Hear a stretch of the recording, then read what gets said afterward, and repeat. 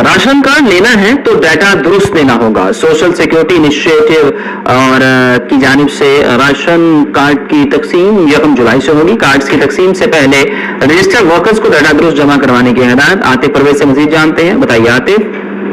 जी बिल्कुल, social security और हुकूमत और वर्कर वेलफेयर फंड की जानिब से ये मनसूबा शुरू किया गया, जिसमें वर्कर्स को जो है 3,000 रुपये माहाना सब्सिडी अशिया ज़रूरिया पर दी जाएंगी। लेकिन इस स्कीम को शुरू करने से पहले जो रजिस्टर्ड वर्कर्स हैं उन्हें ये कहा गया है कि फौरी तौर पर अपना दुरुस्त डाटा जो है वो फराहम करें, और डाटा में शनाख्ती कार्ड और मोबाइल नंबर वो मांगे गए। आजिर और जी दोनों से ये कहा गया है कि एक हफ्ते के अंदर अंदर जो है अपना डाटा दुरुस्त किया जाए, नहीं तो ये जो रजिस्टर्ड वर्कर्स हैं वो इस स्कीम से मुस्तफीद नहीं हो सकेंगे।